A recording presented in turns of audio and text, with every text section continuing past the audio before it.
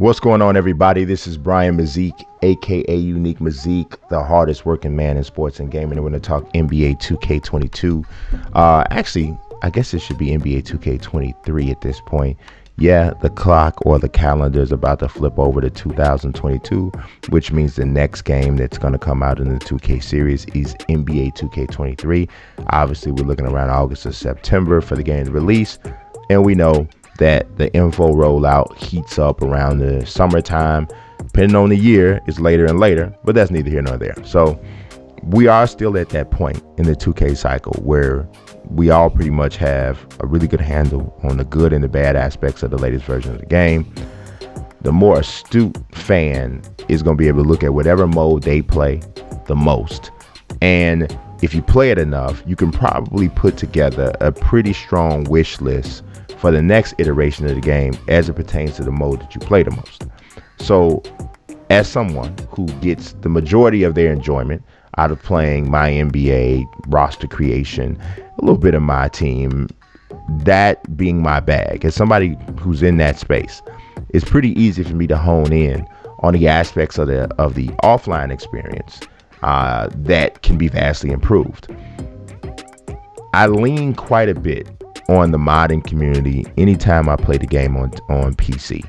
It is the modding community for NBA 2K is one of the best in any sports video game scene. They always come up with like crazy dope tools that expand on some of the options that 2K already has, and 2K does have a lot of options in my NBA. Unfortunately, too many of them don't work, but that's neither here nor there. But that they do expand on a lot of the options. So unfortunately, though, these tools that I'm referring to are exclusive to the PC. So if you play on console, you have no idea. Most people who play on console have no idea about some of those tools. And sometimes they see stuff pop up on YouTube or whatever, and they're like, oh my God, what is that?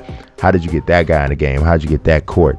Most of the time when you feel that way, you see that it came from a PC user. So there's one particular tool that is created by modders that I would love to see added to what I would call mainstream 2K, right? So this is something that 2K needs to see and then put in their game, right?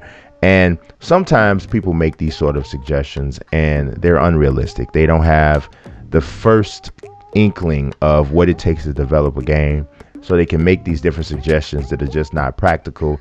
They put these different things together and they think, oh, well, if this is this, then why can't this be this? And sometimes those two things just don't intersect. So there is something, though, that I think would work that we see from modders. And it's this tool called the Cyberface Mixer. It was developed by a modder named Geek13. I have never met this person, or if it's a group, I've never met them, never had a conversation with them, but I have used this tool. And I can see this if it was added to NBA 2K23 and developed and cultivated and polished and all those different things by 2K. It could augment the experience in my NBA. It could augment the experience for people who create rosters and create players, even Pro-Am and the park experience, right? So that's probably where it would get the most attention across the entire 2K community and within the actual office or the organization itself.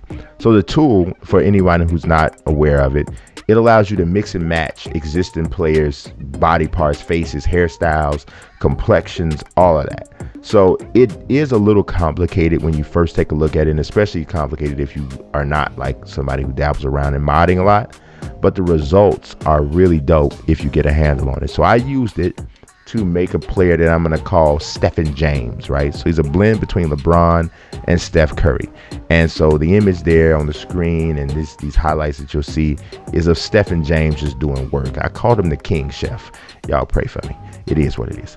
But it just, the way it came about, it looks like this entirely different kind of person.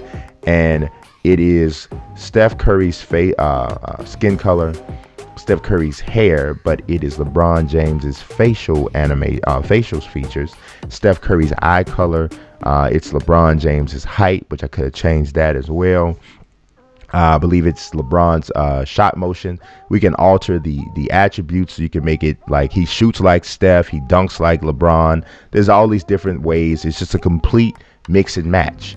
And this definitely seems like a feature that 2K could create themselves. Obviously, we've seen modders do it, but that doesn't all the time mean that it will work that way, because sometimes modders can do things that don't have to be perfect. And obviously, we know 2K has developed some things that are not perfect as well. But modders can do things that knowingly cause a glitch that snaps or breaks down the game. We would like to believe that 2K isn't knowingly making things that have a glitch and leaving it as is, but we'll see. At any rate, I've also made some people that are mix and match versions of Kevin Durant and Robin Lopez. That was a really strange looking fella. I wish I had taken images of that one, but it's there. But it is really a really dope tool, man. Can you imagine if you include this sort of modding tool and you add it on top of the ability to sculpt players' faces when you're creating them, which I would love to see that aspect of player creation go up to another level, because you really can't do enough when it comes to sculpting a player's face. They leaned more on trying to have quote unquote realistic looking facial models, which limits the amount of sculpting that can be done with the face. I think that was a bad decision.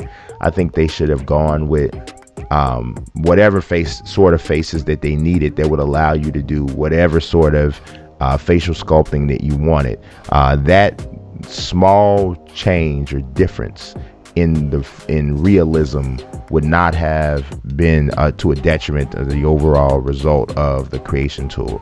So I just think that was not the best philosophical decision, but that is what it is. But if you add that on to what we would hope to be an improved sculpting option, and hopefully the ability to upload the image of a face the same way you can in the WWE 2K series, you mix all that in with the Cyberface Mixer, I think we're talking about a creation suite that rivals the WWE 2K series, which in my opinion, and I've mentioned this in previous videos, has the best creation tool in all of any sports video game or any sports themed game. So just a thing. I would love to see this happen. Hopefully we can get this out here, and hopefully 2K is aware. I'm pretty sure they are aware of the tool.